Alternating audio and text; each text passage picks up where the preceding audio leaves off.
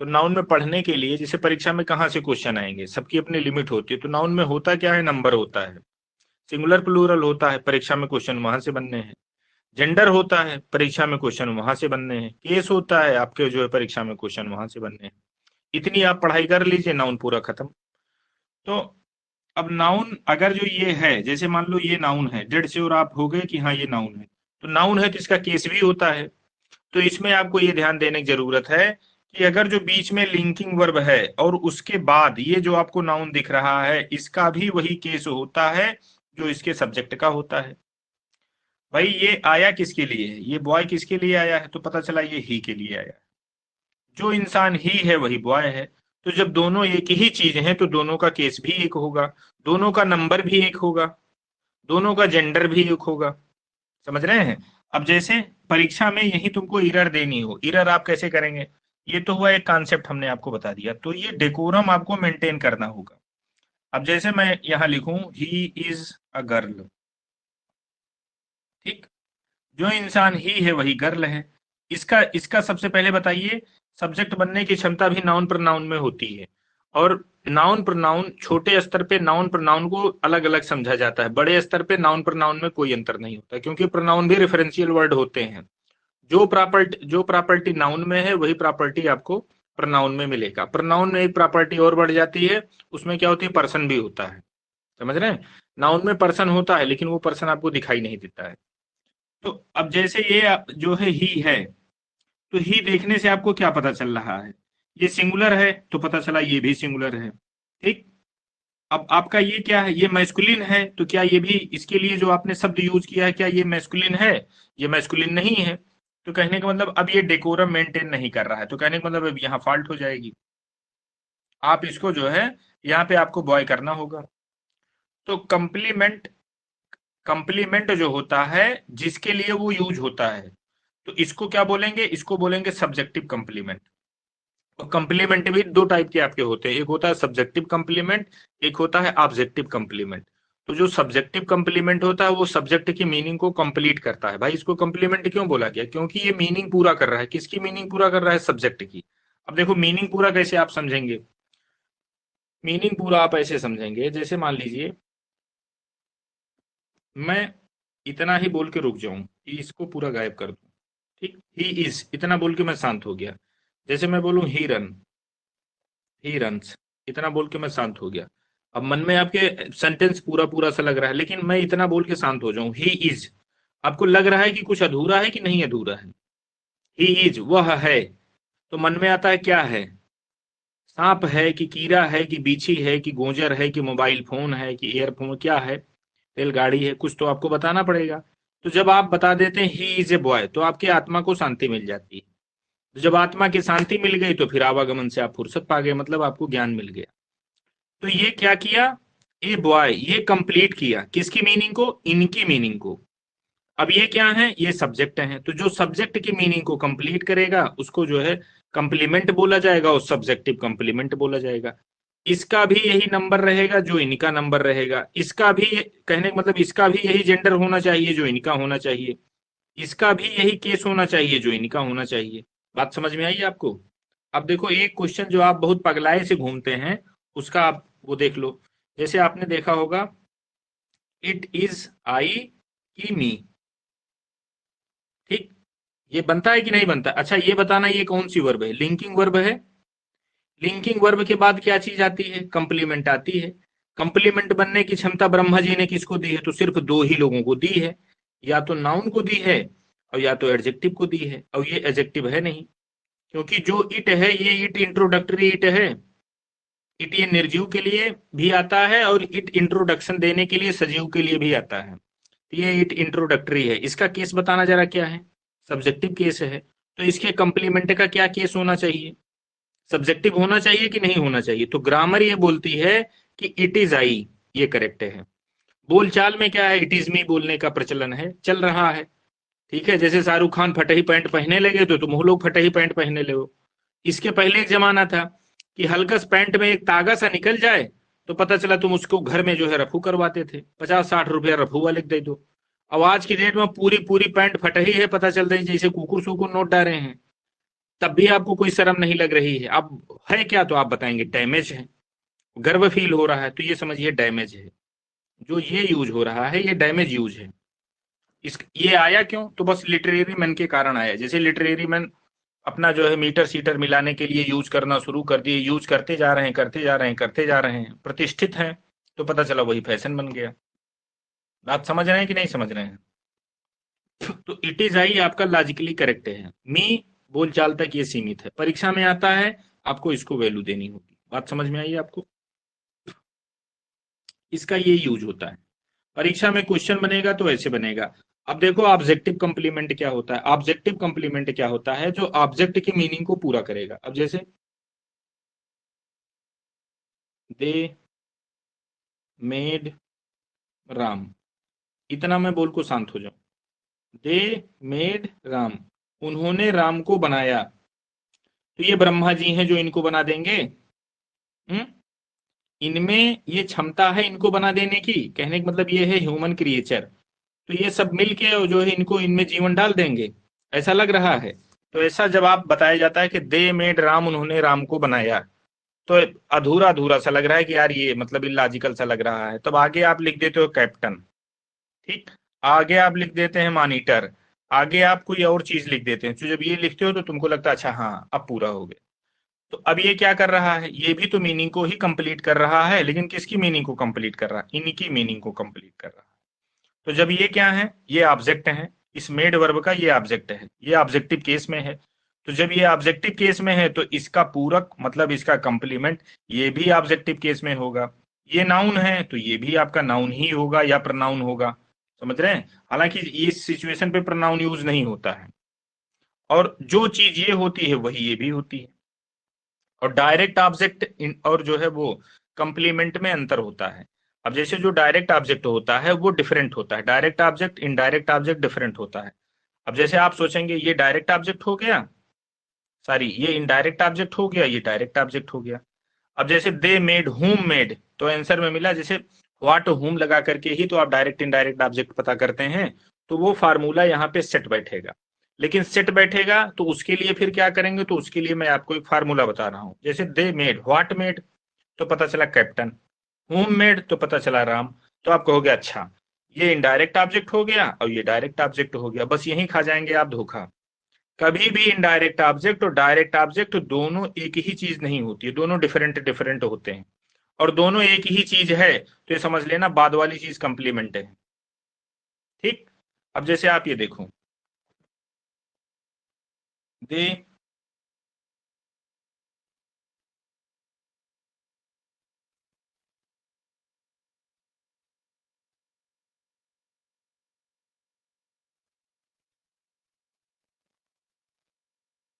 They give the food,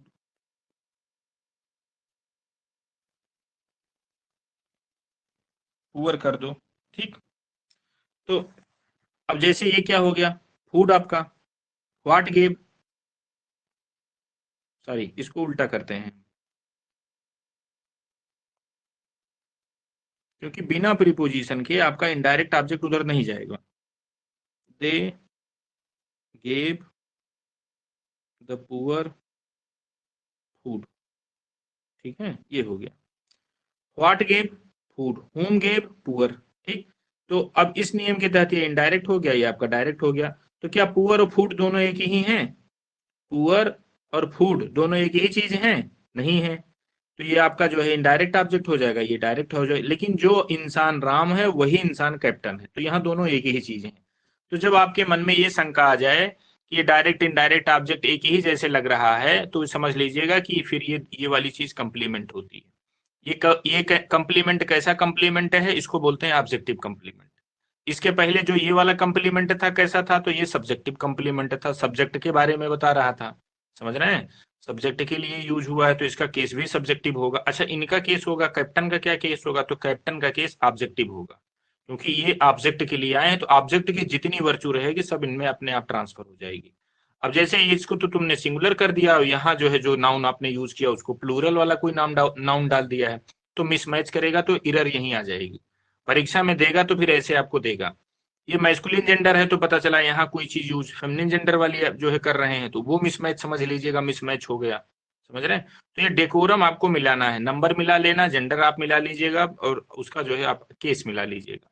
noun में तो case आपको दिखता नहीं है, केस कहाँ दिखेगा? प्रनाउन में। समझ रहे हैं? तो ये चीज आपको जानने की जरूरत है। तो आज आपने क्या सीखा? आज आपने सीखा कि पहली चीज तो आपने स्टेटिव वर्ब सीखा, और इसी स्टेटिव वर्ब का ही एक पार्ट होता है लिंकिंग वर्ब। स्टेटिव वर्ब बड़ी चीज है, लिंकिंग वर्ब उसी का एक पार्ट है, इसीलिए दोनों को एक ही जो है ना, सामान्य सी जानकारी में दोनों को आप एक ही समझते हैं। इसके समतुल्य आपने कौन सी वर्ब पढ़ी? एक्शन वर्ब पढ़ी। ठीक है, ये आपने इतना पढ़ा। अब आपको इनमें जब आप डिवीजन करते हैं तो जो स्टेटिव वर्ब होती है, पता चला जैसे ये वी एलिमेंट यहाँ है, अब ये स्टेटिव है, तो इसके आगे ये जो चीज आप यूज करेंगे ये क्या रहेगी? ये कंप्लीमेंट रहेगी। कंप्लीमेंट बनने की क्षमता किसमें है? तो पता चलेगा या तो नाउन में है, नाउन मतलब नाउन प्रोनाउन मान के चलिएगा, ठीक। और उसके बाद किसमें है? एडजेक्टिव में है। ठीक है, ये चीज आपकी हो गई। और इसका भी वही, अगर जो ये नाउन है, सपोज दैट ये नाउन निकला, तो ये आप चेक कर लीजिएगा, इनका नंबर वही है, जेंडर वही है, केस वही है जो इसके सब्जेक्ट का है। ये इतना डेकोरम आपको मिला देना है। चलो ठीक, अब इसका यूज आपको आगे पता चलेगा।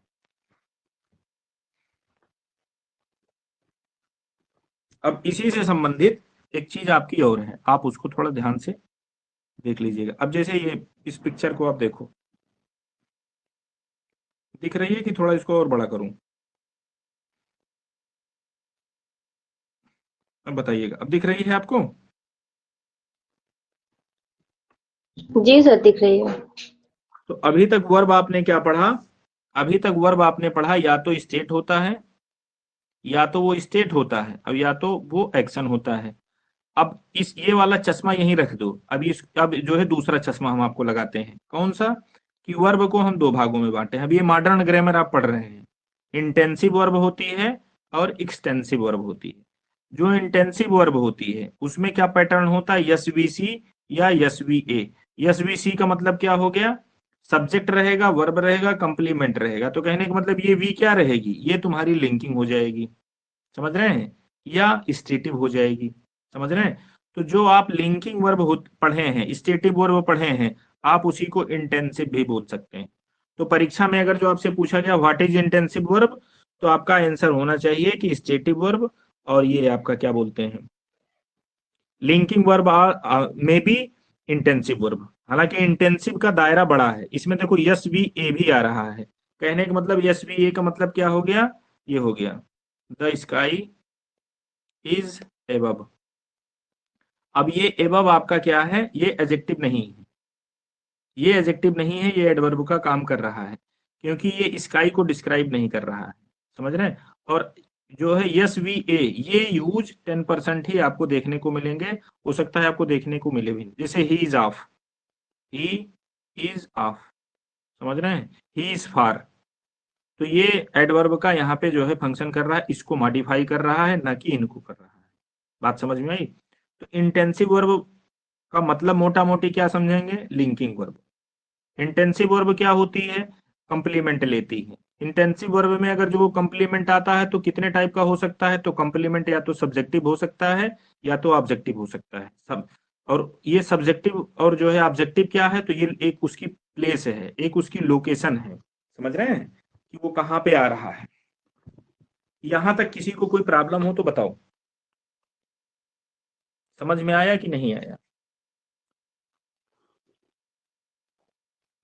अब चलो इंटेंसिव वर्ब देखो। आप जो एक एक्शन वर्ब हमने आपको बताया था, अब उसी को नाम क्या दिया जा रहा है? Intensive verb, sorry extensive verb जो है उसका नाम पड़ रहा है। तो एक्सटेंसिव वर्ब को तीन भागों में बांटा जा रहा है। एक होता है मोनो ट्रांजिटिव, दूसरा होता है डाई ट्रांजिटिव, एक होता है आपका कॉम्प्लेक्स ट्रांजिटिव। तो मोनो का मतलब जब आप वो पढ़ेंगे लैटिन वाली डिजिट, तो मोनो का मतलब होता है एक, डाई का मतलब होता है दो। तो मोनो डाई से ही आपको मतलब है। तो मोनो ट्रांजिटिव, मोनो ट्रांजिटिव कहने का मतलब अब इसके पास एक ऑब्जेक्ट होगा। डाई ट्रांजिटिव कहने का मतलब इस वर्ब के बाद दो ऑब्जेक्ट आएंगे, एक इनडायरेक्ट हो जाएगा, दूसरा आपका डायरेक्ट हो जाएगा। कॉम्प्लेक्स ट्रांजिटिव क्या होती है? कॉम्प्लेक्स ट्रांजिटिव ये होती है कि जो अ, आपकी वो वाली वर्ब लेती है, कौन सी वर्ब? कि जिसके पास जो है ऑब्जेक्टिव कंप्लीमेंट होता है। जैसे ये दे मेड रामा कैप्टन। अब ये वाली वर्ब आपकी कॉम्प्लेक्स ट्रांजिटिव है, ट्रांजिटिव है। होम मेड तो आंसर में पता चला रामा, व्हाट मेड तो पता चला कैप्टन। लेकिन रामा कैप्टन दोनों अलग अलग हैं, ये डायरेक्ट इनडायरेक्ट ऑब्जेक्ट नहीं है। तो जिन वर्ब में ऑब्जेक्ट हो और उस ऑब्जेक्ट के बाद कंप्लीमेंट हो तो उस वर्ब को आप कॉम्प्लेक्स ट्रांजिटिव वर्ब बोल सकते हैं। बात समझ में आई? यहां तक किसी को कोई दिक्कत हो तो बताइए, ये चीज पची कि नहीं पची? बताओ। को फैक्टेड हम्म, क्या को चीज? फैक्टेटिव भी कहते हैं सर, जो ये अभी सब पता। हाँ, आवाज आपकी कट रही है, जैसा मैं सुन पा रहा हूं। आप ये पूछ रहे हैं इसको फैक्टेटिव वर्ब क्या बोलते हैं, तो इस वर्ब को कई नामों से जानते हैं। कॉम्प्लेक्स ट्रांजिटिव तो बोलते ही हैं इसको, जो है फैक्टेटिव भी बोलते हैं। क्यों? क्योंकि ये फैक्ट बना रहा है आगे, समझ रहे हैं? तो इसके जेनरिक और ऐसे तमाम नाम हैं। जेनरिक इसके एक नाम नहीं है, इसके कई नाम हैं, लेकिन इसमें जो है सिर्फ आपको समझने की थोड़ा थोड़ा जरूरत है। अब इसमें इसी पे जो है, चलिए इसी से संबंधित कुछ क्वेश्चन आप करते हैं तो आपको समझ में आ जाएगा। मैं आपसे पूछूंगा तो आपको बताना है कि ये है क्या। जैसे एक सेंटेंस आपका ये दिया है। अच्छा, ट्रांजिटिव इंट्रांजिटिव आपको निकालना आता है कि नहीं आता है? तो नहीं आता है तो आप ये समझ लेना कि ट्रांजिटिव इंट्रांजिटिव निकालने का जो क्लासिकल तरीका है, कि जैसे ट्रांजिटिव इंट्रांजिटिव पहले समझ लो। जैसे ये काम है, इस काम को इसने किया, ठीक, ये काम है, इस काम को करने वाला यहाँ है। अगर जो एक्टिव पैटर्न ये होता है तो काम को करने वाला यहाँ होता है। पैसिव पैटर्न होता है तो जिस पे काम का असर जाता है उसको यहाँ पे लिखा जाता है। तो ये एक्टिव का पैटर्न का है। क्यों? मुझे कैसे पता चला? तो मैंने पहले से रट रखा है, उसकी ज्यादा कंडीशन नहीं है, जितनी है तो वो हमारे सब दिमाग में है, उसमें से ये मुझे नहीं मिल रहा है। तो ये एक्टिव का है, तो एक्टिव में ये हो गया आपका डूअर, ये काम, इसको करने वाला ये, और इस काम का असर कहाँ जा रहा है? इन पे जा रहा है, ठीक। तो अब जाहिर सी बात है ये ट्रांजिटिव वर्ब हो गया। लेकिन कभी कभी ऐसे सेंटेंस आते हैं कि आप उनकी मीनिंग समझ ही नहीं पाते हो, है क्या? तो उसको चेक करने का सबसे अच्छा तरीका यही होता है, व्हाट वाला और होम वाला, ठीक है। क्लासिकल तरीका यही है। तो ये क्वेश्चन आपको वर्ब में लगा के करना है। देखो, एक आप व्हाट लिख लो, अब एक होम लिख लो। अब ट्रांजिटिव इंट्रांजिटिव पता करने का यही क्लासिकल तरीका है। अब जैसे ईटन मतलब खाया, तो एक बार आप इससे चेक करो, व्हाट ईटन। नियमता तो ये है कि व्हाट, फिर उसके बाद ये लिखो हैव, फिर उसके बाद ही ईटन।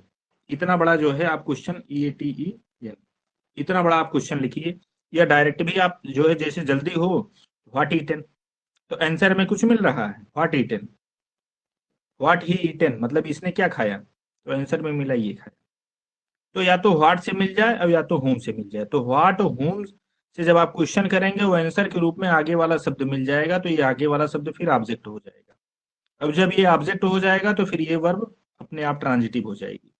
अगर जो ये ऑब्जेक्ट एक है तो ये वाली वर्ब मोनो ट्रांजिटिव हो जाएगी। अब जैसे नीचे आप देख रहे हैं डाई ट्रांजिटिव का एक एग्जांपल मैं दिखा रहा हूँ आपको, ये देखें डाई ट्रांजिटिव वाला है, he wrote me a letter. तो अब इसमें फिर मुझे वही फार्मूला लगाना है, व्हाट होम। तो व्हाट ही रोट मैंने डायरेक्ट क्वेश्चन बनाया है, ज्यादा ऑक्सिलरी वर्ब के चक्कर में मैं नहीं पढ़ रहा हूँ। व्हाट ही रोट उसने क्या लिखा, तो आंसर में मिला लेटर। तो व्हाट से अगर जो आप क्वेश्चन करते हैं, जो आंसर के रूप में आता है वो होता है डायरेक्ट ऑब्जेक्ट, ठीक। क्या होता है? Direct object. तो ये आपका हो गया डायरेक्ट ऑब्जेक्ट। होम रोट, तो आंसर में मिला मी, तो ये आपका हो गया इनडायरेक्ट ऑब्जेक्ट। अब उसके बाद चेक कर लो कहीं ऐसा तो नहीं है आपकी वर्ब जो है कहने का मतलब वो कॉम्प्लेक्स ट्रांजिटिव टाइप की तो नहीं है। तो जो आदमी मी है वही आदमी लेटर है, दोनों एक ही है कि दोनों डिफर हैं? तो पता चला दोनों डिफर हैं। तो दोनों डिफर हैं। अब तब ये हो जाएगा कि ये इनडायरेक्ट ऑब्जेक्ट हो गया, ये आपका डायरेक्ट ऑब्जेक्ट हो गया। अब इस रोट वर्ब के पास कितने ऑब्जेक्ट हैं? तो एक और दो। तो जब दो हो गए तो ये कैसी वर्ब है? तो ये हो गई डाई ट्रांजिटिव। डाई का मतलब होता है दो। बात समझ में आई? समझ में आई? अब चलो कॉम्प्लेक्स ट्रांजिटिव आप समझ लो, जैसे एक ये है एक ये है, ठीक। तो जैसे इलेक्ट है, सिलेक्ट है, ये सब डायरेक्ट ऑब्जेक्ट और इनडायरेक्ट ऑब्जेक्ट दोबारा समझा दीजिए सर। देखो डायरेक्ट ऑब्जेक्ट और इनडायरेक्ट ऑब्जेक्ट पता करने का फार्मूला यही है, व्हाट हूम। ये इसी वर्ब में आप क्वेश्चन करेंगे सब्जेक्ट को लेते हुए, what he wrote, what he wrote. तो बताओ आंसर में कुछ मिल रहा है? लेटर। तो व्हाट से जो आंसर मिलता है तो ये आपका हो जाएगा डायरेक्ट ऑब्जेक्ट। हुम से एक बार हुम से क्वेश्चन बना के करिए, हुम ही रोट, किसको लिखा? तो आंसर में क्या मिल रहा है? मी। ये मिल रहा है मी। तो ये क्या हो गया? ये आपका इनडायरेक्ट ऑब्जेक्ट हो गया, ठीक। एक चीज और समझ लो, आप पूछ रहे हो, जैसे मैं लिखा ही गेव मी, बस छोड़ दिया। अब ये यहाँ पे कितना ऑब्जेक्ट है? एक ऑब्जेक्ट है, ठीक। अब इसको व्हाट से चेक करिए, व्हाट गेव नहीं मिला, हुम गेव तो मिल गया मी। तो अब ये मत सोचना कि ये हुम से आ रहा है तो ये इनडायरेक्ट ऑब्जेक्ट हो जाएगा, ये डायरेक्ट ऑब्जेक्ट है। जब ऑब्जेक्ट अकेला होता है तो वो ऑलवेज डायरेक्ट ही होता है, इनडायरेक्ट तो तब होते हैं जब दो आएंगे। अकेला रहेगा तो चाहे व्हाट से आए चाहे हुम से आए, ये आपका डायरेक्ट ही बनना है। तो ये भले आपको इनडायरेक्ट जैसे दिख रहा है लेकिन ये डायरेक्ट है। अकेला आने पे डायरेक्ट, दो आएंगे तो इनडायरेक्ट। बात समझ में आई आपको? ये चीज हो गई आपकी। और ऑब्जेक्ट एक है तो मोनो, ऑब्जेक्ट दो हो गए तो डाई। अब इसमें आप कॉम्प्लेक्स ट्रांजिटिव में समझ लीजिए, कॉम्प्लेक्स ट्रांजिटिव में जैसे मेड हुआ, इलेक्ट हुआ, सिलेक्ट हुआ, ये सब फिक्स वर्ब होती हैं, समझ रहे हैं? तो इन्हीं के साथ ये जो है आता है, जैसे ऑब्जेक्टिव वर्ब है, या इसके जो है दो तीन नाम और हैं, वो हम अभी आपको एक कुछ प्रोवाइड कराएंगे, उसमें जितनी भी दुविधा है सब वहां सॉल्व हो जाएगी जैसे आप करेंगे। पहले आप इसको समझो। अब जैसे मैं इतना बोलूं ही मेड मी, उसने मुझे बनाया, तो इनमें इतनी पावर नहीं है कि इनको इंसान को ये बना देंगे। तो आपने क्या आंसर आपको मिला? एक शब्द मिला कैप्टन। तो व्हाट मेड तो कैप्टन, हुम मेड तो ये मिला मी। अब चेक कर लीजिए क्या दोनों एक ही इंसान हैं? हाँ, दोनों एक ही इंसान हैं। तो डायरेक्ट ऑब्जेक्ट इनडायरेक्ट ऑब्जेक्ट कभी एक नहीं हो सकते हैं, लेकिन ये एक हो रहे हैं, तो कहने का मतलब अब ये बाद वाली चीज कंप्लीमेंट हो गई। ये पूरी प्रक्रिया के तहत करेंगे, कभी आपसे गलती नहीं होगी। जिस पैटर्न पे मैं कर रहा हूं ऐसे करेंगे, फिर एक समय के बाद आपको क्या होगा, जैसे आप देखते ही तुरंत पहचान जाओगे। स्टार्टिंग में आपकी थोड़ी स्पीड कम रहेगी, लेकिन लास्ट में स्पीड बड़ी आपकी अच्छी आ जाएगी। तो यहाँ पे जो है, अब इसके पास ऑब्जेक्ट कितने हैं? ये ऑब्जेक्ट देखो कॉम्प्लेक्स हो गया, कहने का मतलब ऑब्जेक्ट तो एक है लेकिन इसमें कॉम्प्लेक्सिटी कंप्लीमेंट की आ गई। तो इसीलिए अब इस वर्ब को ट्रांजिटिव तो है, ट्रांजिटिव क्यों है? क्योंकि इसके पास ऑब्जेक्ट है, ठीक। अब लेकिन कॉम्प्लेक्सिटी है तो इसलिए इसको कॉम्प्लेक्स ट्रांजिटिव बोला जाता है। वही कहानी इनके साथ भी है। ये चीज आपको समझ में आई यहां तक?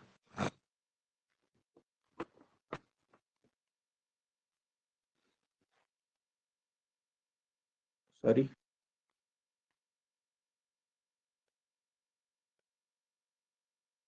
कभी कभी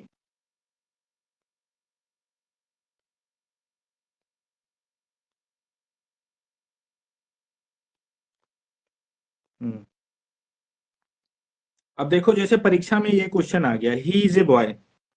ऑप्शन में आपके सामने ये चार ऑप्शन दिए गए, तो आपको ये जैसे पूछा गया, ये ट्रांजिटिव, जैसे इज को पूछा जा रहा है, इज क्या है? ट्रांजिटिव वर्ब है, इनट्रांजिटिव वर्ब है, इधर है, नीदर है, ठीक। तो इज को आपने क्या पढ़ा था? लिंकिंग वर्ब में पढ़ा था, स्टेटिव वर्ब में पढ़ा था, ठीक। स्टेटिव वर्ब में नियमता देखा जाए उसमें ट्रांजिटिव इंट्रांजिटिव नहीं होता है। स्टेटिव वर्ब लिंकिंग वर्ब में ट्रांजिटिव इंट्रांजिटिव नहीं होता। ट्रांजिटिव इंट्रांजिटिव एक्शन वर्ब के जो है, एक्शन वर्ब में ये देखे जाते हैं। लेकिन अब क्या है, अब पूछने वाले को अब इसकी जानकारी नहीं है, तो अब आपको इसको क्या बोल देना है, क्योंकि अब इसके पास ये ऑब्जेक्ट नहीं है, कंप्लीमेंट है, तो मजबूरी में अब आपको इंट्रांजिटिव बोलना पड़ेगा। पहली चीज तो इसमें नहीं देखना चाहिए, लेकिन बाय द वे अगर जो परीक्षा में पूछ भी लिया तो अब इसका मतलब अब इसको इंट्रांजिटिव मानने का ही प्रचलन आपके यहाँ है। तो हमको अब यहाँ पे इसको इंट्रांजिटिव करना पड़ेगा। इधर तो हमने आपको सिर्फ पागल बनाने के लिए दिया है कि आप कंफ्यूज हो जाओ। ठीक, चलिए अब यही क्वेश्चन देखिए, दूसरे में जो है एंगल से देख रहा हूं, सेम यही क्वेश्चन है। अब देखो यहाँ ही इज ए बॉय, अब आपसे पूछा जा रहा है ये वर्ब आपकी एक्सटेंसिव है कि ये वर्ब आपकी इंटेंसिव है कि ये वर्ब आपकी ट्रांजिटिव है कि ये वर्ब आपकी इंट्रांजिटिव है। तो अब इसमें आपका आंसर क्या होगा? अब शुरुआत में ही हमने आपको वर्ब क्या बताया था? एक्सटेंसिव और आपका इंटेंसिव, समझ रहे हैं? तो एक्सटेंसिव वो एक्शन एक्शन वाले में भाग गई, अब इसमें एक्शन है नहीं, तो इसका आंसर अब आपका होगा इंटेंसिव। अब यहाँ आप ट्रांजिटिव या इंट्रांजिटिव टच नहीं करेंगे, क्योंकि ट्रांजिटिव इंट्रांजिटिव ये जो है एक्सटेंसिव वर्ब के जो है ये मतलब इसके पाले में ही जाते हैं, इनसे इनका कोई सरोकार नहीं है दूर दूर तक। बात समझ में आपको आ रही है? तो ऑप्शन के अकॉर्डिंग टू आपको चलना है, न कि जो है रट्टा मार वाली पढ़ाई कर लेनी है। अब ये देखो फाइनाइट नॉन फाइनाइट है, फाइनाइट नॉन फाइनाइट हमको लगता है आप लोग सब जान गए।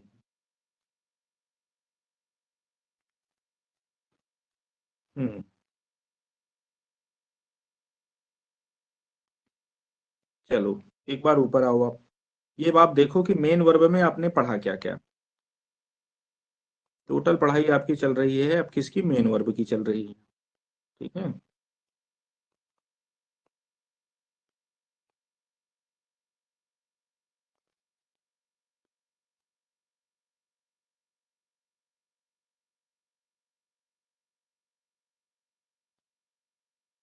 एक चीज मैं आपको दिखाना चाह रहा था, चलो हटाओ, ऐसे दिखा रहा हूं। देखो इधर आपने क्या लिखा था? Helping verb. ठीक, हेल्पिंग वर्ब, और इधर आपका था मेन वर्ब। तो हेल्पिंग वर्ब कितनी है? बोलते जाना खटाखट 24। ठीक, 4 इसी हेल्पिंग वर्ब में 4 एक हमने आपको और बताया था, ये 4 जो है नॉन फाइनाइट है और ये 24 आपकी फाइनाइट वाली है। तो इनकी संख्या है लिमिटेड, इसलिए ये क्लोज क्लास के हैं। तो क्लोज क्लास की जो चीजें होती हैं जिनकी संख्या कम होती है उनको याद कर लिया जाता है। तो 24 के चेहरे याद कर लो। 24 के चेहरे जब आपको याद हो गए, कहीं भी ये दिख जाएं तो बस तुरंत खट से फाइनाइट वही हो जाएगा, जहां ये दिखे नहीं कि फाइनाइट वही खट से हो जाएगा। अब इनको मेन वर्ब को कैसे पहचानेंगे? तो मेन वर्ब की संख्या बहुत ज्यादा होती है, दिन प्रतिदिन इनकी संख्या बढ़ भी रही है। तो जिसकी संख्या दिन प्रतिदिन बढ़ रही है, जो बहुत ज्यादा है, तो उसको याद कैसे करोगे? तो इनको याद नहीं किया जाता है, इनका चाल चलन जो है देख करके सिर्फ इनका जो है आकलन किया जाता है। चाल चलन देख करके आप बता सकते हैं कि ये मेन है कि मेन नहीं। तो चाल चलन में क्या है? ये इनके पीछे ये लगा रहेगा, पूंछ के रूप में आपको ये मिल जाए, पूंछ के रूप में आपको ये मिल जाए तो समझ लेना कि ये मेन वर्ब है, या ये मिल जाए यस या यस लगा मिल जाए तो ये मेन वर्ब हो जाते हैं। दूसरी चीज, जो मेन वर्ब होती है उसकी 5 फार्म बन जाती है। सबसे बड़ी पहचान ये है कि अगर जो कोई मेन वर्ब है तो उसकी 5 फॉर्म बनेगी। 5 फॉर्म कौन सी? जैसे V0, फिर उसके बाद वर्ब की आपकी जो सेकंड फॉर्म जिसको आप बोलते हैं आपका एक वो हो जाता है, फिर उसके बाद वर्ब की थर्ड फॉर्म, फिर वर्ब में आप जो ING फॉर्म होती है, और फिर वर्ब की सिंगुलर फॉर्म मतलब यस या यस वाली। कोई भी वर्ब है अगर जो वो मेन वर्ब है तो उसकी ये 5 फॉर्म बनेगी। इनकी पहचान आप कैसे करेंगे? याद करके। इनकी पहचान तो उनको 5 में कन्वर्ट करके। ठीक, अब देखो इसी फार्मूले पे मैं काम करता हूं। अब जैसे ये विस वर्ब मुझे दिख गई, विस वर्ब का हमको लगता है दिखने का मन नहीं, चलो इनको ले लेते हैं। ऐसा गायब हुआ कि दोबारा दिखा नहीं। देखो आस्क्ड। ठीक, अब ये मुझे ये पता करना है कि ये ऑक्सिलरी वर्ब है कि मेन वर्ब है। तो पहली चीज 24 से इसकी शक्ल मिल नहीं रही है तो ये ऑक्सिलरी वर्ब नहीं है, एक फार्मूला तो ये हो गया। दूसरा आपका ये हो गया, देखो ईडी लगा है लास्ट में। ठीक, तीसरा ये हो गया कि ये आस्क से बना है, तो क्या आस्क का आस्किंग होता है? तो हाँ होता है।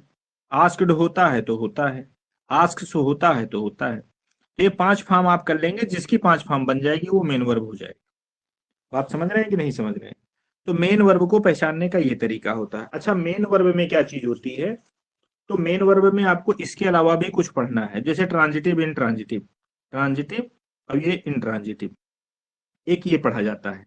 मेन वर्ब से ही आपकी वॉइस शुरू होती है, मतलब जिसको आप पैसिव वॉइस बोलते हैं वो होता क्या, वो V3 होता है, वर्ब की थर्ड फॉर्म, ये आपका एज ए पैसिव वॉइस आपका कंसीडर किया जाता है। ठीक, मेन इसमें जो है कहने का मतलब ऑक्सिलरी वर्ब और मेन वर्ब, इसके कंडीशन से कहने का मतलब इसमें क्या होता है, जैसे ऑक्सिलरी वर्ब जो होती है उसमें टेंस होता है, जो फाइनाइट जिनको आप बोलते हैं उन्हीं को आप जो है टेंस वाली वर्ब भी बोलते हैं, टेंस्ड वर्ब वही है। और इधर वाले को क्या बोलते हैं, मेन वर्ब को, इनको इनको जो है नॉन टेंस वर्ब बोला जाता है। तो नॉन टेंस वर्ब आपकी क्या है, तो नॉन टेंस वर्ब पे आस्पेक्ट पता चलता है, तो यहां आप क्या पढ़ेंगे, आस्पेक्ट पढ़ेंगे। ठीक है, आपको ट्रांजिटिव इंट्रांजिटिव पढ़ना है, आपको आस्पेक्ट पढ़ना, वो वॉइस पढ़नी है, आपको आस्पेक्ट पढ़ना है, आपको मूड पढ़ना है, इस पे समझ रहे हैं, आप यहाँ मूड पढ़ेंगे। तो ट्रांजिटिव इंट्रांजिटिव रफली हमने आपको बता दिया है। अब ये टोटल आपकी कहानी इस वॉइस पे शुरू होती है। तो इस वॉइस को जो है कल रखा जाए, नॉर्मली थोड़ा वॉइस के बारे में आप जान लो। जैसे इंग्लिश में दो वॉइस है, एक तो आपकी एक्टिव वॉइस है और दूसरी आपकी कौन सी वॉइस है, पैसिव वॉइस है। ठीक, लेकिन वॉइस से पहले आपको आस्पेक्ट पढ़ा दूं तो ज्यादा अच्छा लगेगा, क्योंकि अभी तुरंत जो है आस्पेक्ट की बात आएगी। देखो टेंस कितने होते हैं, ठकाठक बोलते जाओ, 12 होते हैं कि 3 होते हैं, बताइए। 3। टेंस 12 है कि 3 3? होते भैया, 3। तो आपको जो 12 पढ़ाया जाता है वो होता क्या है, वो टेंस नहीं सर होता है उसको, वो एस्पेक्ट होते हैं। एस्पेक्ट होता है। अच्छा वो एस्पेक्ट होते हैं, सही है। देखो टेंस आपके 3 होते हैं, प्रेजेंट होता है, पास्ट होता है, फ्यूचर होता है। ठीक, मॉडर्न ग्रामर में फ्यूचर नाम का कोई टेंस है ही नहीं, उसमें 2 ही टेंस होते हैं, एक आपके प्रेजेंट होते हैं, दूसरे पास्ट होते हैं।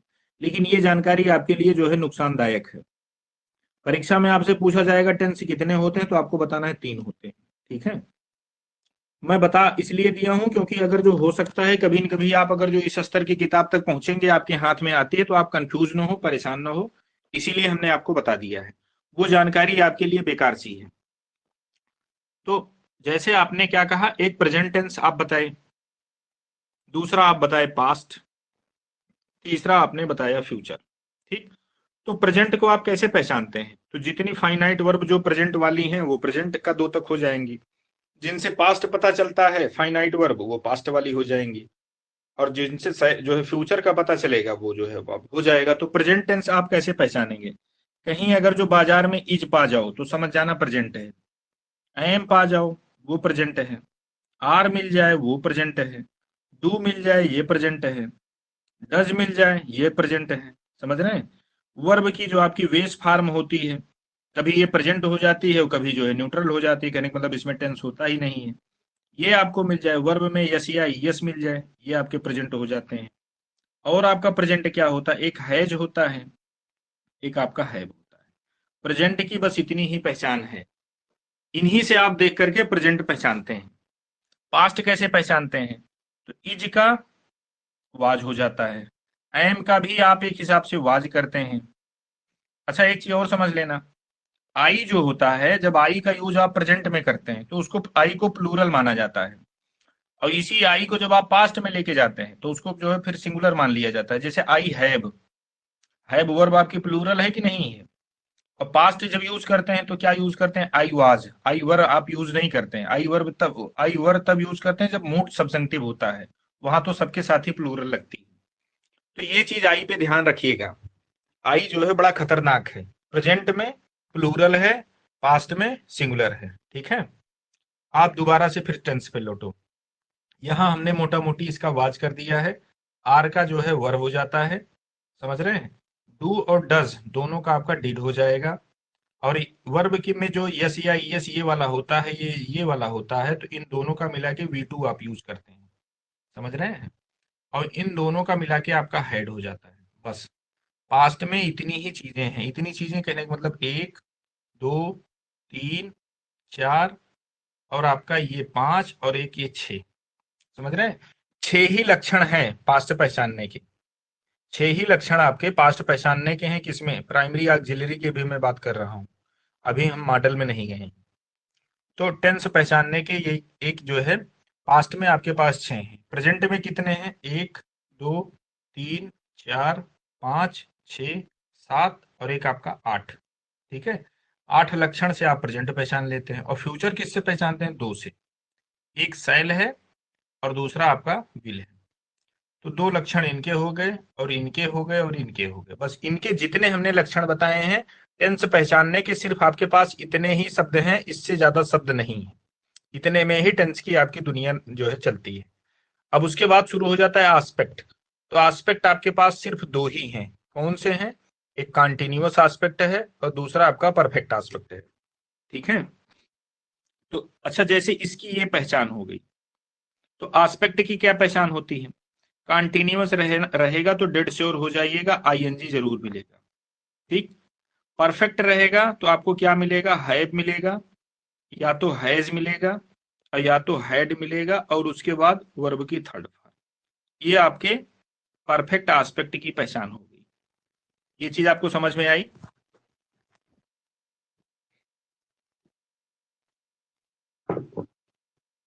यहां तक आपका क्लियर? जी सर। तो ये तो हो गया एक्टिव का, जो हमने आपका बताया एक्टिव का। अब तुमको कोई चीज ना पता हो, किसी भी चीज की तुमको पैसिव बनानी हो, टेंस की जो पहचान हमने बताई आप वो यूज कर लीजिए। अब इनका पैसिव बनाना होगा तो आप इनमें इसी आईएनजी को रिमूव करने के लिए आप बीइंग लगाएंगे, और उसके बाद वर्ब की, जो इसमें भाई ये आईएनजी लगेगा, किसमें लगेगा? छप्पर में लग जाएगा कि चूल्हे में लग जाएगा? ये वर्ब में लगेगा। तो ये आईएनजी हटाने के लिए पैसिव वॉइस में आप बीइंग यूज करते हैं, और जो वर्ब रहेगी पैसिव में थर्ड यूज ही होता है, तो फिर आप वहां पे थर्ड यूज कर दीजिएगा। ठीक, अब परफेक्ट, ये तो जो मैंने लिखा है ये एक्टिव का है पहचान, एस्पेक्ट पहचानने का, ये एक्टिव का तरीका है। पैसिव में आप क्या करेंगे? एक बार आप हैज लिखेंगे या हैव लिखेंगे, सॉरी हैव या हैज लिखेंगे या हैड, तीनों में से कोई एक रहेगा। उसके बाद बीच में आप बीन लगा देते हैं। ठीक, और तब आप वर्ब की थर्ड फॉर्म कर देते हैं। बात समझ में आई? बस पैसिव बन गया। इसी बस इतना ही आप याद रख लीजिए, इसी में आपका पूरा काम एक्टिव पैसिव का खत्म हो जाएगा। इससे ज्यादा एक्टिव पैसिव में कुछ नहीं। बीइंग प्लस वर्ब की थर्ड फॉर्म, तो ये कॉन्टिन्यूअस वाला हो गया। बीन और इसके पहले क्या मिलेगा आपको? हैज मिलेगा, हैव मिलेगा, हैड मिलेगा। इनमें से कोई एक रहेगा, उसके बाद आप बीन बजाना शुरू कर दो, और ये देखो वर्ब की थर्ड फॉर्म तुरंत जो है सांप जैसी निकल आएगी। बस ये आपका पैसिव हो गया, ये आपका एक्टिव हो गया, ये आपका एक्टिव हो गया, और इधर आपका ये पैसिव हो गया। तो ये हो गए एस्पेक्ट के एक्टिव और एस्पेक्ट के पैसिव।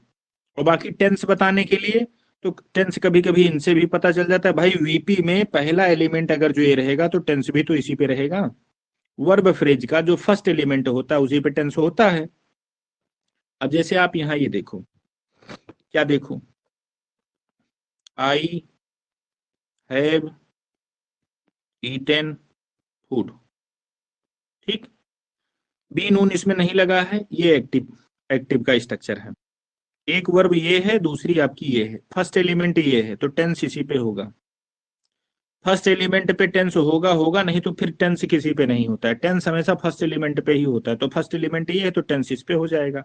तो अब ये टेंस वर्ब का भी काम कर रहा है, और हैव के बाद वर्ब की थर्ड फॉर्म मिल गई, तो एस्पेक्ट कौन सा है? तो एस्पेक्ट आपका परफेक्ट है। ये आपका एक्टिव का है। और पैसिव बनाना होगा तो आप क्या करेंगे? अब यहाँ हैव है, जरूरत के हिसाब से आप कर सकते हैं। तो चलो मैं समझाने के लिए है भी यहाँ लिख रहा हूँ, बीच में तुमको बीन ऐड कर देना है। तो यहाँ आप कर दीजिएगा ईटेन। वर्ब की थर्ड फॉर्म पैसिव में सब में लगती है। बस ये आपका पैसिव का स्ट्रक्चर बन गया।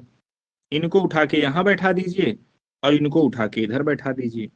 ये अभी यहाँ था राजा, और इधर आएगा फकीर चंद बनेगा। तो फकीर चंद रोने गाने न लगे, तो इसलिए यहाँ पे बाई इनको एक जो है लालीपाप दे दिया जाता है कि भैया मुंह में लगा लो, रो गाओ ना। ठीक, ऐसे आप तुरंत कर दीजिएगा, हो जाएगा। अब यहाँ फूड सिंगुलर है तो इसको भी आप सिंगुलर बना दो, बस पैसिव का खेला खत्म। पैसिव इतनी ही है।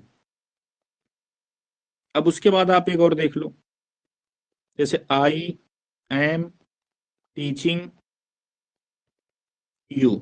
ठीक, अब इससे मुझे पता चला प्रेजेंट, आईएनजी से पता चला कॉन्टिन्यूअस। ठीक, पैसिव बनाना है, क्या करेंगे? तो पैसिव बनाना है तो पहला काम ऑक्सिलरी वर्ब ऐसे उतार दीजिए। इस आईएनजी को पहले आप रिमूव करेंगे तो यहाँ लगा दो बीइंग। ये वर्ब बची है तो इनकी थर्ड फॉर्म कर दीजिए तो स्टार्ट हो जाएगा आपका। ठीक है, और इनको यहाँ बैठा दीजिए और इनको यहाँ बैठा दीजिए और बाई यहाँ लगा दो इनके लिए एक सहारा। ये बाई एज ए बैसाखी होती है, यहाँ राजा होता है, जब इसको फकीर बनाते हो तो इसको दिक्कत हो जाती है। इनको पेचिस न हो, दस्त न हो, घुटनों का दर्द न हो, जोड़ों का दर्द न हो, तो एक बाई जो है इनको, ये चाहे लालीपाप समझ लो चाहे बैसाखी समझ लो, ये दे दिया जाता है। अब यहाँ यू था, अब यू के अकॉर्डिंग टू यहाँ आप ऑक्सिलरी वर्ब अपनी सेट कर लो। यू के साथ तो एम आएगा नहीं, आर आता है तो फिर यहाँ पे आप आर लगा दीजिए। बस यही टोटल एक्टिव पैसिव की कहानी है। एक्टिव पैसिव इतने में ही आपका सब निकल जाएगा। एक चीज और देख लो आप,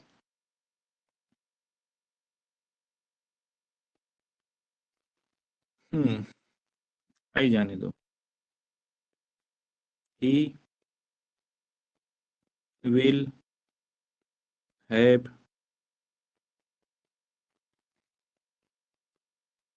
टॉट मी। ठीक, देखो एक शब्द, दो शब्द, तीन शब्द, तीन शब्द वर्ब के हैं। मुझे कहीं बीन ऊन नहीं मिला है, बीन नहीं मिला है तो मतलब ये एक्टिव है। एक्टिव है, मुझे पैसिव बनाना होगा। अच्छा, पैसिव बनता किसका है? ट्रांजिटिव वर्ब का बनता है, सबका नहीं बन जाएगा। निरहु गुरु सबका बनाने की परंपरा चूरन छाप किताबों में है। ऑथेंटिक बुक में क्लासिकल अगर जो आप रीडिंग कर रहे हैं तो ट्रांजिटिव वर्ब की ही पैसिव बनाई जाती है। और बनती क्यों है? एक्शन रहेगा तभी तो आप उसका जो है मतलब एक्शन को रिवर्स करेंगे। जिसमें ये चीज होगी ही नहीं, ऑब्जेक्ट उसका होगा ही नहीं, तो सब्जेक्ट फिर किसको आप बनाओगे? तो खींचातानी जो करके बनाते हैं वो पैसिव नहीं है, वो पैसिव की जो है बर्बादी है। तो अब इसमें आपका क्या करना है, जैसे बीन ऊन मुझे नहीं मिला तो मुझे पता चल गया कि ये क्या है, एक्टिव है। ठीक, अब इसको, इसमें देखो मुझे कुछ नहीं पता है, मुझे टेंस निकालना है, टेंस और एस्पेक्ट निकालना है। तो देखो फर्स्ट एलिमेंट पे मुझे पता है क्या होता है, टेंस होता है, तो ये विल, तो विल से मुझे पता चला फ्यूचर। ठीक, ये हैव मिला और वर्ब की थर्ड फॉर्म मिली। तो पहला वर्ड जो टेंस बताएगा और उसके बाद के जितने शब्द होते हैं वो बताते हैं एस्पेक्ट। तो ये कौन सा एस्पेक्ट हो जाएगा? परफेक्ट। अब पूरा मिला के क्या बना? Future perfect. बात समझ में आई? पैसिव बनाना होगा, क्या करेंगे? पैसिव बनाना होगा, ऐसे बिल को आप ऐसे उतार दीजिएगा, हैव यहीं लगा दीजिएगा, और हैव के बाद हमने क्या बताया था, बीन आपको लगाया जाता है, बीन यहीं आप लगा देना, वर्ब की थर्ड फॉर्म कर देना। इनको खींच के इधर कर दीजिएगा और इनको खींच के इधर कर दीजिएगा, और इनको जब ले आएंगे तो मालिक ये बनेंगे, तो ये वाली वर्ब इनके हिसाब से कंट्रोल होगी। तब यहाँ विल आएगा कि सेल आएगा, ये निर्धारित करेंगे। ठीक, एक सेंटेंस और देख लीजिए। समझ में आ रहा है कि सब सिर के ऊपर से जा रहा है? आ रहा है sir. He will have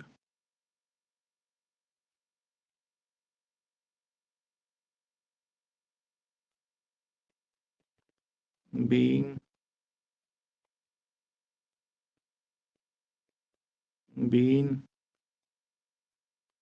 taught me। ठीक, अब ये बताओ सही है कि गलत है?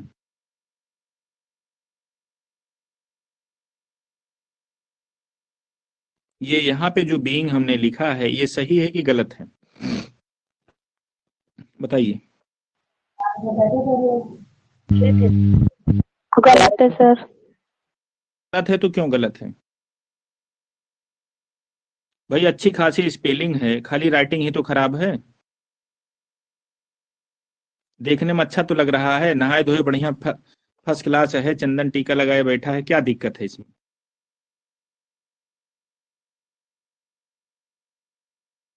दिक्कत ये है, सबका अपना सिस्टम होता है। देखो वर्ब की सेटिंग जब आप करेंगे सबसे पहले मॉडल का स्थान होता है, उसके बाद आपका परफेक्ट होता है, फिर कॉन्टिन्यूअस होता है, तब आप जो है वर्ब की थर्ड वर्ड फॉर्म या पैसिव या जो भी होता है मेन वर्ब आप लास्ट में ले जाते हैं। और इसके अलावा सेटिंग के बाद सबका नियम होता है, जैसे मॉडल, तो मॉडल जितनी होती है उनको बेस पसंद होता है, तो ये वर्ब की बेस फॉर्म है। यहाँ कभी भी आप हैज यूज नहीं करते हुए देखेंगे, कभी यहाँ हैज नहीं होगा। क्यों? क्योंकि मॉडल ऑक्सिलरी के बाद फिर हैव ही यूज होता है। क्यों? क्योंकि हैज है, हैड है, इसका बेस फॉर्म हैव होता है, हैव V0 होता है, हैड V2 होता है, फिर हैड आपका क्या हो जाता है V3, कहने का मतलब वर्ब की थर्ड फॉर्म। और हैज होता है वो वर्ब की सिंगुलर फॉर्म होती है, जैसे गोज, वैसे हैज आपका। ठीक। मॉडल, मॉडल के बाद बेस। अब दूसरा नियम क्या है कि हैव के बाद अगर जो दूसरी कोई तुमको वर्ब लगानी है तो वो वर्ब की थर्ड फॉर्म ही होगी, दूसरी कुछ नहीं होगी। तो वर्ब की थर्ड फॉर्म ये है, तो हमको इनको यहां लगाना है। अच्छा, ये भी तो वर्ब की थर्ड फॉर्म है, तो इनको यहां क्यों नहीं लगा रहे हैं? वर्ब की थर्ड फॉर्म आपकी टाट भी तो है, तो ये बीन को मैं यहां पे क्यों रख रहा हूं? टाट क्यों नहीं आएगा? टाट इसलिए नहीं आएगा कि टाट वर्ब में मीनिंग है, ये मेन वर्ब बन सकती है, और मेन सबसे लास्ट में सेट की जाती है, ये डेकोरम है, सिस्टम है। ठीक है, तो इसीलिए टाट आपका सबसे पीछे जाएगा। मैं ये सिर्फ इसलिए बता रहा हूं कि उल्टा पलटी कर दिया जाए परीक्षा में, जल्दी में दिमाग आप उतना काम नहीं करता है, तो ये सब सिस्टम से जब आप पढ़ेंगे चीजों को तो सही रहेगा। जैसे मॉडल, तो पता करो अगला बेस है, हाँ बेस है, चलो ठीक है, यहां सही हो गया। इसके बाद वर्ब की थर्ड फॉर्म है, नहीं है, तो बस यही तुरंत गड़बड़ी आ गई। ऐसे पढ़ेंगे, पढ़ाई बड़ी आसान हो जाएगी। कितना भी परीक्षा में घुमा के फिरा के उल्टा पुल्टा देगा, कोई दिक्कत नहीं, आपको चुटकियों में तुरंत खट से हल कर दोगे। तो यहाँ आपको क्या लगाना है? बीन लगाना है। ठीक। अब बीन आप यहां लगा दीजिए, बीन लगने के बाद तब आईएनजी का नियम नंबर आता है, ये आईएनजी लगाएंगे और तब मीनिंग वाली वर्ब लगाएंगे। अब आपका जो है तब ऐसे जाके सेट हो जाता है। अब चलो आप इसको फिर से देखो। He will have been being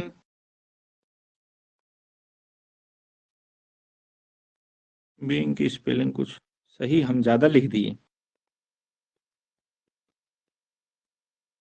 dot मी, ये जो भी करना हो कर दो। अब ये देखो सही है, इससे क्या पता चला? फ्यूचर और हैव और वर्ब की थर्ड फॉर्म क्या बनाएगा? यहां कर दो फ्यूचर। हैव वर्ब की third form perfect, ING continuous, तो फ्यूचर ये हो गया परफेक्ट और ये हो गया कंटिन्यूअस।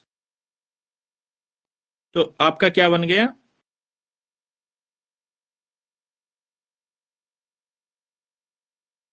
क्या बन गया? Future perfect continuous. हाँ, लेकिन एक चीज ध्यान रखना, ये पैसिव वॉइस है।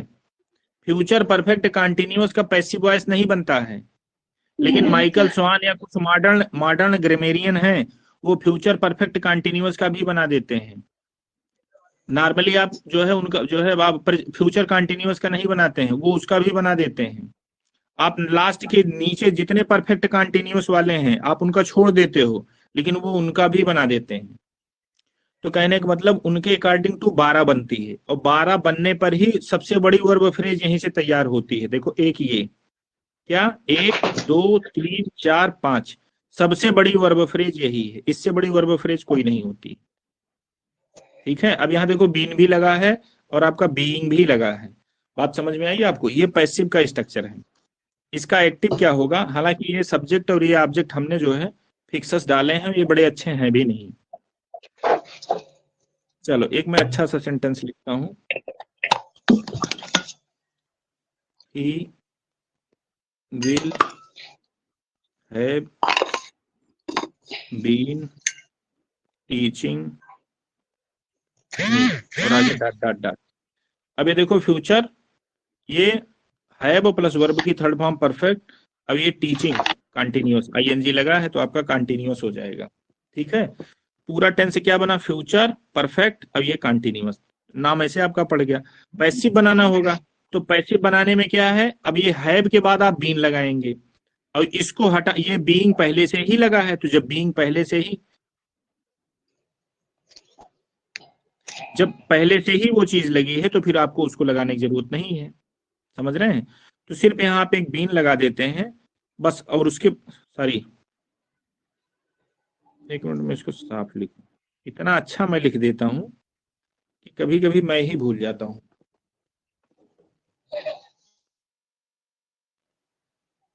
लिखाई में मुझे जो है नोबल मिलने वाला था, सब पकड़ के ले गए थे हमको देने के लिए, लेकिन हम भगाए भैया जी। चलो फिर से देखो। He will have been teaching me. ठीक, अब ये देखो टीचिंग आईएनजी लगा है, इसको रिमूव करने के लिए आप क्या करेंगे, बीइंग का यूज करेंगे। बीन देखो पहले से लगा है, अब मुझे पैसिव वॉइस में बीन लगाने की जरूरत नहीं होगी। जो चीज पहले से है दोबारा उसको डबल डबल यूज नहीं करेंगे। तो मुझे पैसिव बनाने में एक्स्ट्रा क्या ऐड करना पड़ेगा, बस इसी के बाद आपका क्या यूज करना पड़ेगा, बीइंग। बीइंग आप यूज कर दीजिए और जो ये टीचिंग है इसको टाट कर दीजिए, बस आपका पैसिव बन के तैयार। बात समझ में आई आपको?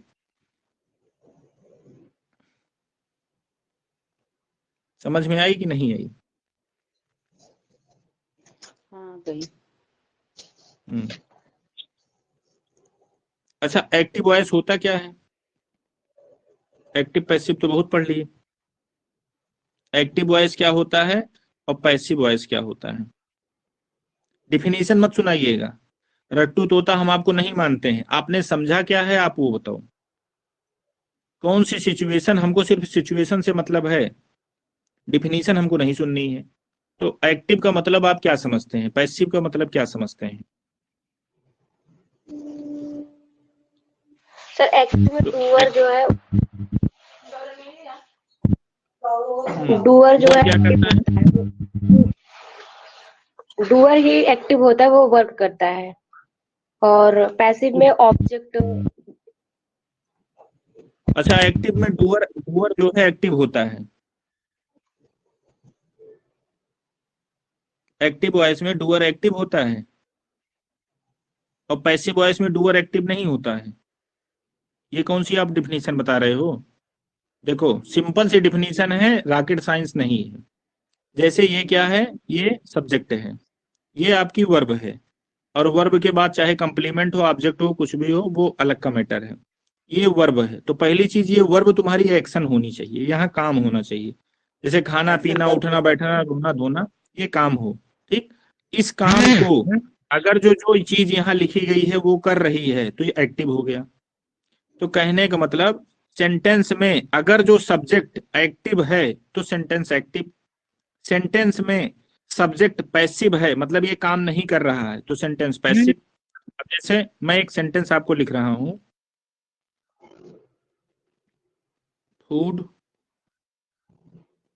इज बीइंग ईटन, ये सब्जेक्ट है। ये बताओ ये जो ईटन वाला काम है क्या ये कर रहा है? नहीं कर रहा है तो सेंटेंस आपका पैसिव हो गया। कहने का मतलब सब्जेक्ट एक्टिव तो एक्टिव वॉइस, सब्जेक्ट पैसिव तो पैसिव वॉइस। बात समझ में आई? अब जैसे हिंदी में देखो, चाय बन रही है,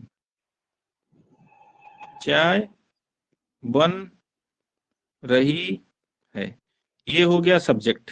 ठीक, अब ये बन रहा, ये आपका क्या हो गया, ये आपका वर्ब हो गया। इसमें ये सब्जेक्ट है, क्या ये एक्टिव है? नहीं सर। तो ये पैसिव वॉइस हो गया। जैसे आप ऐसे बोलते हैं ना, जांच हो रही है, जांच हो रही है, तो बताओ ये एक्टिव है, काम कर रहा है? पैसिव है। No sir. तबला बज रहा है, तबला बज रहा है, तो बताओ ये तबला एक्टिव है? अपने आप खटपट No, खटपट sir. बजना शुरू हो गए। नहीं सर। अच्छा एक चीज और ध्यान दे देना, क्या ध्यान दे देना, ये आप पैसिव लिख क्यों रहे हो, क्या दिक्कत है?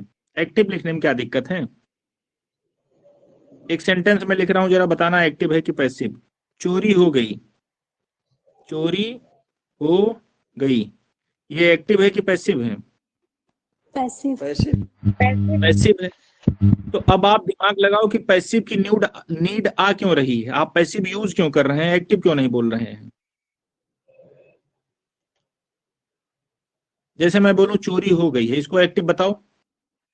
तो एक्टिव तो तब बोलेंगे जब एक्टिव कोई आदमी तुमको मिले, तब तो एक्टिव बोलोगे। जब चोर का नाम ही नहीं पता है तुमको तो पैसिव बोलने के लिए आप बाध्य ही हैं। आप होटल में गए, चाय कौन बना रहा है आपको पता ही नहीं है, तो आप पैसिव वॉइस यूज कर रहे हैं। जैसे कहते हैं जांच हो रही है, जांच कौन कर रहा है, कोई पर्टिकुलर इंसान तो आपको पता नहीं है, तो आप फिर पैसिव यूज करते हैं। शहनाई बज रही है, आप जैसे मान लीजिए आपके घर में किसी की शादी है, बैंड वाले का आप पैसा दे आए, तो यही तो कहते हैं भैया बैंड बज रहा है, कि बैंड वाले का नाम पूछने जाते हो कि भैया अपना नाम बताओ मुझे एक्टिव में बोलना है, ऐसा बोलते हैं क्या? कि गोरे लाल बैंड बजा रहे हैं कि शहनाई फूंक रहे हैं, ऐसा तो बोलते नहीं है। तो जब डूअर का पता ना हो, डूअर को जानना जरूरी ना हो, तो फिर आप पैसिव बोलते हैं। चोरी हो गई, फलाने पीट दिए गए, मान लो बाजार आप गए, आपके कुछ दुश्मन आपके ऊपर बड़े मेहरबान हो गए, बोरा उड़ा के तुमका दे के झोर दीन, तुमका पता नहीं चला हमका को मारिस। जब बोरा खुला तो तुमका पता चला कि हम कहाँ पीटे गए। जब जान ही, अब जो डूअर के बारे में आप जान ही नहीं रहे हैं, तो पैसिव में आपकी लिखना मजबूरी इसीलिए हो जाती है। तो पैसिव का मतलब ये होता है जब डूअर की जानकारी तुमको न हो, तो वहां आप जो है पैसिव में भी चीजें लिख सकते। इंग्लिश में कुछ ऐसा पैटर्न है जो आप पैसिव वहां हो, मतलब पैसिव लिखने के लिए बाध्य ही हैं, आप वहां एक्टिव आप नहीं लिख सकते हैं। जैसे मैं पैदा हुआ, तो पैदा होने में मेरा बताओ क्या रोल है? पैदा तो हमको जो है हमारे पेरेंट्स ने किया, तो आप ऐसा थोड़ा उसमें बोलते हो कि मुझे मेरे पेरेंट्स द्वारा पैदा किया गया, ऐसा तो बोलते नहीं। शॉर्ट फॉर्म में बोलते हैं मैं पैदा हुआ, आई वॉज बार्न। तो आई वॉज बार्न का कभी एक्टिव आप थोड़ा बनाते हैं। चलो आज इसको यहीं तक रखते हैं। अब इसके बाद कल एक्टिव पैसिव में, जैसे ये तो हो गई सामान्य सी जानकारी, जो 8 टाइप के आपके एक्टिव पैसिव क्लासिकल ग्रामर में जो 8 टाइप का आपका बनता नहीं है, तो 8 टाइप का आपका ऐसे बनेगा। जहां तुमको आईएनजी लग जाए वहां बीइंग लगा देना। अच्छा एक और है इंडिफिनिट वाला। क्या है? इंडिफिनिट वाला। जितने भी इंडिफिनिट होते हैं बस इसी का तुमको याद करना पड़ेगा। अब जैसे प्रेजेंट का इंडिफिनिट है, वर्ब में यस लगी है या ईएस लगी है, तो आप क्या करेंगे? तो आप इज लगा दीजिएगा, या तो एम लगा दीजिएगा, या तो आर लगा दीजिएगा, प्लस V3 लगा दीजिएगा। ठीक। पास्ट में पास्ट इंडिफिनिट का बनाना है, तो इज का पास्ट क्या होगा? वाज। एम का पास्ट वाज, आर का पास्ट वर, और उसके बाद वर्ब की थर्ड फॉर्म यहां लगा रहे हैं, वर्ब की थर्ड फॉर्म यहां लगा दीजिएगा। सैल बिल आ गए, क्या करेंगे? सैल हो गया या बिल हो गया, तो सैल बिल। अच्छा इसमें आप क्या कर रहे हैं, यहाँ ध्यान से देखना। जैसे इज है, वर्ब की थर्ड फॉर्म है, एम है, वर्ब की थर्ड फॉर्म है, बस इन्हीं के पहले विल लगा दो, बस ये पैसिव का हो गया। सैल लगा दो, पैसिव हो गया। जैसे विल, इज, और ये वर्ब की थर्ड फॉर्म। अच्छा ये बताओ, विल के बाद इज आता है कि बेस आती है? बिल के बाद आप बेस फॉर्म लगाते हैं कि इज फर्स्ट फॉर्म लगाते हैं? Sir base form. तो बेस फॉर्म लगाते हैं। तो जब इसीलिए जब फ्यूचर इंडिफिनिट का पैसिव बनाते हो, तो बिल के बाद तुमको इज नहीं मिलता है, एम नहीं मिलता, आर नहीं मिलता, वाज नहीं मिलता, वर नहीं मिलता, यहाँ पे बी मिलता है। इन सब के पापा कौन है? बी है। तो इनके पापा का नाम लिखा जाता है बिल, बी और वर्ब की थर्ड फॉर्म। ठीक है। तो प्रेजेंट इंडिफिनिट में सिर्फ आप विल ऐड कर दीजिए, सैल ऐड कर दीजिए, वो तुरंत अपने आप जो है पास्ट में वो कन्वर्ट हो जाएगा। एक देख लो जरा।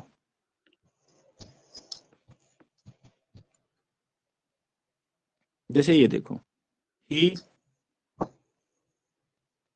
टीचेज मी। ठीक। इसका पैसिव कैसे बनेगा? इनको यहां ले आओ। I am taught by him. Past बनाना है। अब सब डायरेक्ट ही हमको पास्ट इनका बनाना है। पास्ट में क्या करेंगे? तो प्रेजेंट की निशानी क्या है? यही है, इन्हीं को गायब कर दो, यहाँ वाज कर दो, सब ऐसे उतार दो, बन गया। ठीक है, पास्ट इंडिफिनिट आपका बन गया। ठीक। फ्यूचर इंडिफिनिट बनाना है, क्या करोगे? तो देखो इन्हीं को आपने वाज किया था, तो इन्हीं के पहले आप विल लगा दीजिए। अब विल लगाने के बाद डेकोरम मेंटेन कर दो। अब जैसे यहाँ विल नहीं, सैल लगा दो आप। फॉर्मल ग्रामर में सैल आता है, हालांकि अब कोई अंतर नहीं बचा है। आपने यहाँ सैल लगा दिया। अब सैल के बाद बेस आती है, अब ये एम बेस है नहीं, तो यहाँ लगा दो बी, बस ऐसे छोड़ दो, पैसिव बन गया। बात समझ में आई? ये हो गया इंडिफिनिट का। कॉन्टिन्यूअस कहीं मिल जाएगा तो बीइंग लगा दीजिएगा, परफेक्ट कहीं मिल जाएगा तो आप बीन लगा दीजिएगा। बाकी जैसे है वैसे सब उतार देना, अकड़म बकड़म। उतनी कहानी आपको पता है कि वो भी कहानी आपको बताई जाए। अब कल जो एक्टिव पैसिव कुछ स्पेशल टाइप के हैं, 12-15 हैं, वो आपको बता दिए जाएंगे। बस उतने में आपकी गाड़ी निकल जाएगी, उससे बाहर क्वेश्चन नहीं आने। ठीक है, चलो ठीक है, आज इसको यहीं तक रखते हैं।